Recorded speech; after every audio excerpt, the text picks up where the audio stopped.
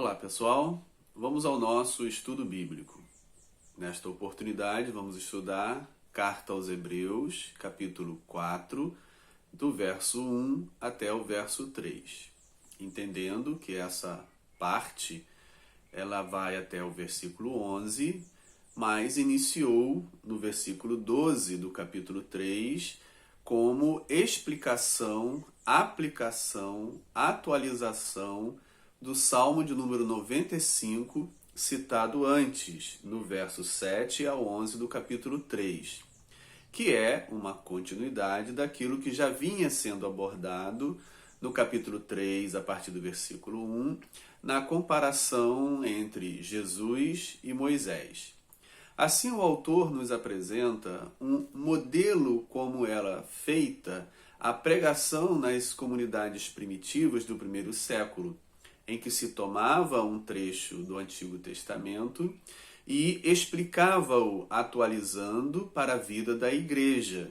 Assim a gente observa claramente no versículo 12 do capítulo 3, onde ele diz: irmãos, ou seja, aquilo que foi lido no Salmo de número 95 e citado, será aplicado à experiência dos hebreus na caminhada do deserto diante da terra prometida, é agora relida e aplicada à experiência dos irmãos das comunidades cristãs primitivas, dos discípulos e discípulas de Jesus, diante da salvação definitiva, a salvação que vai ser apontada com o termo descanso.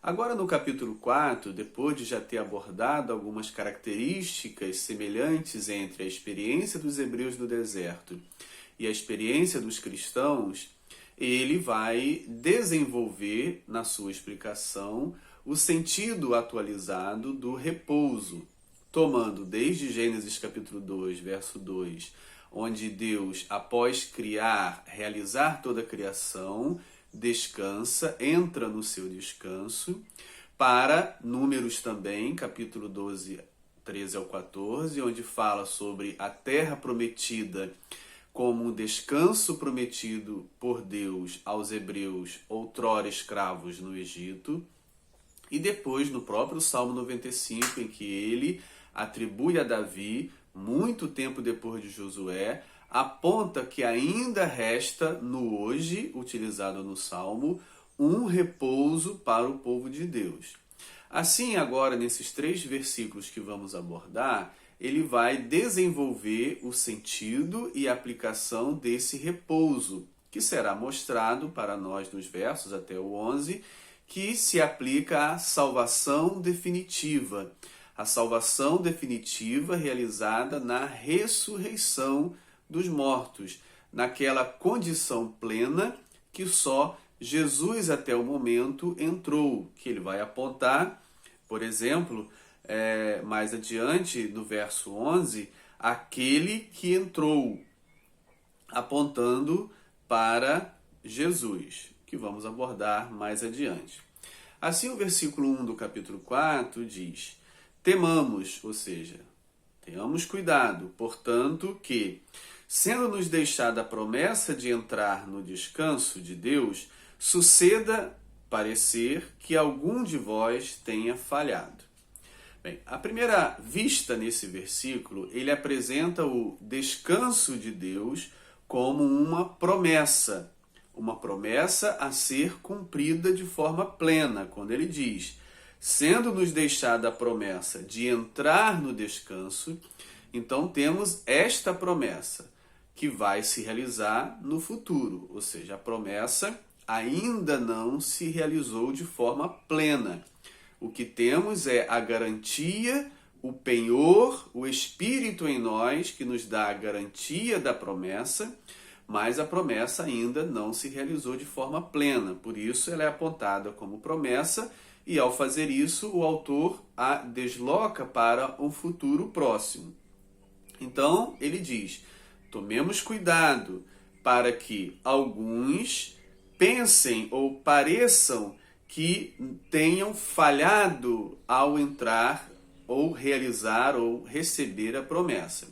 Ou seja, mesmo que alguns estejam falhando, e a falha aqui significa a falta de fé, o afastamento da fé, o afastamento do Deus vivo, como apontado no versículo 12 do capítulo anterior, ainda há tempo de restauração, ainda há tempo de recomeço, de arrependimento, mesmo que alguns tenham entrado pelo caminho da infidelidade e da desobediência, ainda dá tempo de se arrependerem e voltarem à fé que outrora abraçaram.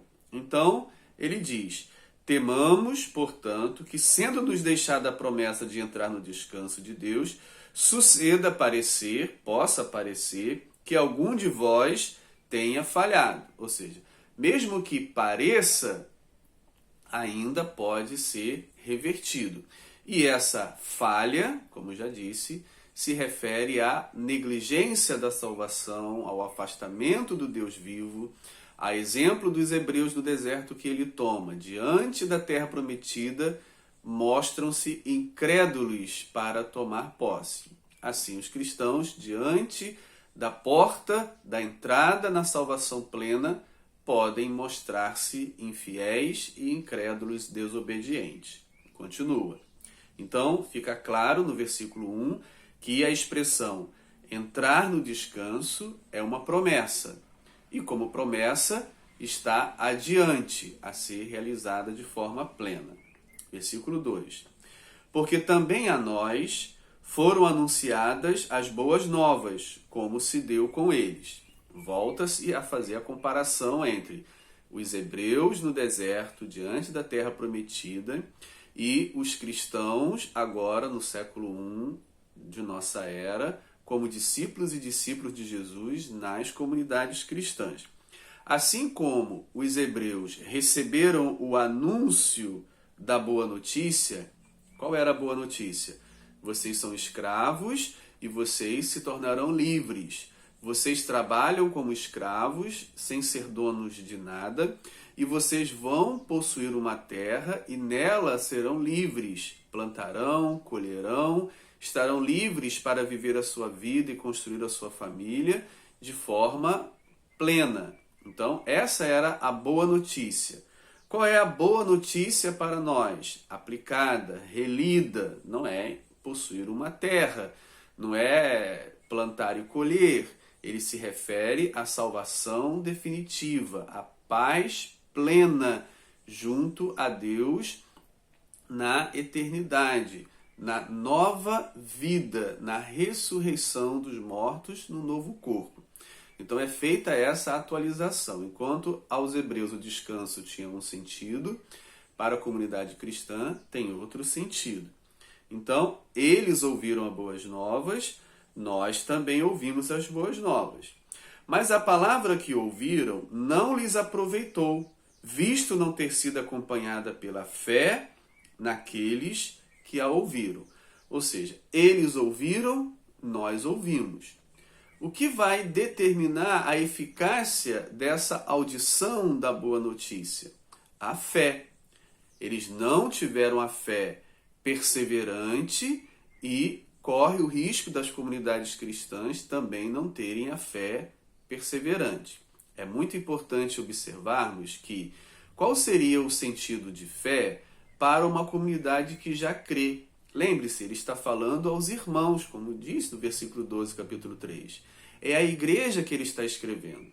São os discípulos e discípulos de Jesus que se reúnem em nome de Jesus. Então a fé da adesão, a fé do crer, do receber Jesus, já aconteceu nessa comunidade. Por isso se reúne em nome de Jesus. Então, nesse sentido, diante dessa realidade de que a fé já foi abraçada, crida e recebida, qual é o sentido desta fé que precisa ainda se manter? É o sentido da perseverança, da fidelidade. Então, esta fé que ele se refere não é a fé da adesão, uma vez que eles já aderiram a Cristo, eles já creram em Cristo e já o receberam, por isso são irmãos. Então, qual é o sentido da fé agora? A fé se refere à perseverança, à fidelidade até o final. Então, assim como os hebreus que creram no anúncio e saíram do Egito guiados por Moisés, então tiveram a fé, ouviram a boa notícia, creram na fé no sentido de aderiram a ela e se mostraram caminhantes, caminharam. Mas, diante da terra prometida, aquela fé que se mostrou quando ouviram, falhou, não foi perseverante, não se mostrou fiel. Assim também ele está falando aos irmãos da mesma maneira. Eles ouviram a fé, eles ouviram a boa notícia, ouviram o evangelho, a mensagem maravilhosa, abraçaram no início, mas não perseveraram até a entrada da terra. Comparando, ele está com a caminhada cristã. A fé da adesão precisa se manter fielmente perseverante até o final. É o que ele diz.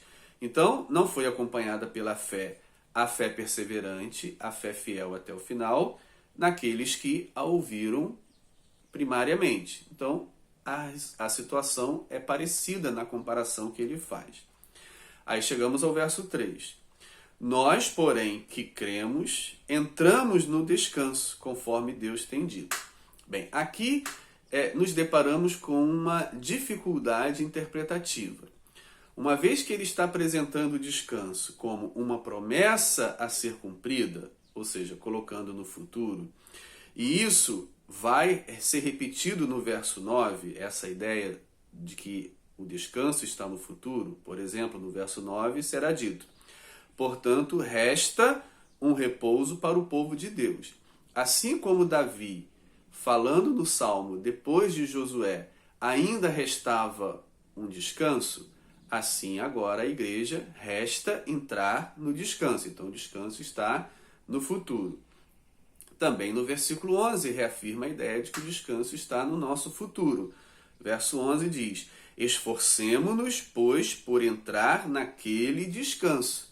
É necessário um esforço para entrar naquele descanso. Mais uma vez, aponta-se para o futuro. A dificuldade interpretativa está no versículo 3, quando entendemos que esse entramos, nós, porém, que cremos, entramos no descanso, se referiria ao passado, ao pretérito perfeito. Então, já entramos. Essa é uma interpretação equivocada. Primeiro, entender o entramos como pretérito perfeito, como passado, não se encaixa com o versículo 1, com o versículo 9, nem com o versículo 11. É contraditório. Então já deveríamos rejeitar, porque o texto não pode se contradizer. Dizer que resta entrar e depois dizer que já entramos. Então o pretérito perfeito deve ser descartado. A outra possibilidade é o presente. Por que há a confusão? Porque a expressão entramos tanto serve para pretérito perfeito quanto para presente, do indicativo. Podemos aqui fazer aquela lembrança da escola. Como é o verbo entrar no pretérito perfeito? Eu entrei, tu entraste, ele entrou, nós entramos. Entramos, como está aqui. Como é o verbo entrar no presente do indicativo? Eu entro, tu entras, ele entra, nós entramos. Percebe que o entramos serve tanto para primeira pessoa do plural do presente do indicativo, quanto para primeira pessoa do plural do pretérito perfeito? Ou seja, ela serve tanto para passado quanto para presente.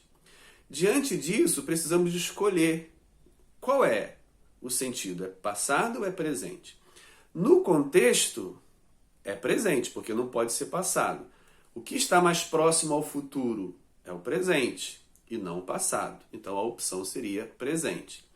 Mas se você puder ir ao texto grego, ou seja, lembrando que o Novo Testamento foi escrito na língua grega. O que nós temos em português é uma tradução. Qual é o verbo? Qual é o tempo verbal do verbo no texto grego? É o tempo presente. É o verbo eisseromai, que está na primeira pessoa do plural do presente, eisserometa. Esse é o sentido, presente. Como traduzimos o presente? O presente indica uma ação que está acontecendo, diferentemente do pretérito perfeito, que indica uma ação passada e concluída. Então, quando ele diz, Nós, porém, que cremos, entramos. No presente, a ação é contínua. Então, uma melhor tradução para expressar a ação que continua seria o gerúndio, que nós usamos no Brasil. Muito comum no Brasil traduzir o presente para indicar uma ação contínua, o gerúndio. Ficaria assim: nós, porém, que estamos crendo, ou estamos entrando, nós, porém, que cremos, estamos entrando. Ou seja, não é que nós já entramos, nós já começamos a entrada, que é um episódio muito parecido com os hebreus. Eles estavam entrando, eles estavam na soleira da porta da terra Canaã. Eles estavam em movimento de entrada. Só que eles interromperam o movimento de entrada porque não creram na possibilidade de possuírem a terra, de vencerem os inimigos que estavam na terra. Então, interromperam o movimento de entrada. O autor está nos dizendo que, como discípulos de Jesus, nós estamos também entrando, estamos na caminhada no sentido de entrar. Essa entrada, ação contínua, pode ser interrompida pela nossa infidelidade, pela nossa descrença, ou pode ser reafirmada pela nossa crença, pela nossa fidelidade. Então, o que ele diz não é que nós já entramos no sentido passado. Ele diz no sentido presente. Nós, porém, que cremos, estamos entrando no descanso, conforme Deus tem dito. Assim jurei na minha ira, não entrarão no meu descanso. Embora, certamente, as obras estivessem concluídas desde a fundação do mundo. As obras necessárias para entrar no descanso já foram concluídas. Deus as realizou lá na primeira narrativa da criação e agora aponta-se mais claramente na frente para Jesus, que também já realizou as obras para entrarmos nesse descanso. E ele mesmo já entrou. O que nos resta agora não é obras a serem realizadas para entrar nesse descanso. O que nos resta agora é a fé perseverante, a fé com fidelidade. É a fé que vai nos conduzir a entrar de forma plena, e não as obras. As obras já foram concluídas por Deus e por Jesus na cruz.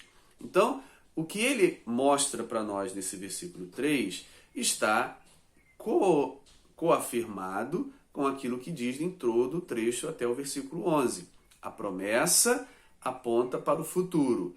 O esforço aponta para o futuro. O que resta um repouso aponta para o futuro. E agora, no verso 3, ele nos apresenta no presente, com ação contínua. Estamos entrando. Estamos próximos à salvação plena, entrando nela. Então, ele adverte a sua comunidade para, nesse movimento de entrada, não o interromperem pela infidelidade e pela falta de fé. Deus já entrou usando a primeira semana da criação. Jesus já entrou, mas na frente ele vai apontar Jesus como expressão aquele. E nós estamos entrando. Compete-nos manter-nos fiéis, obedientes, para prosseguir nessa entrada. Um abraço.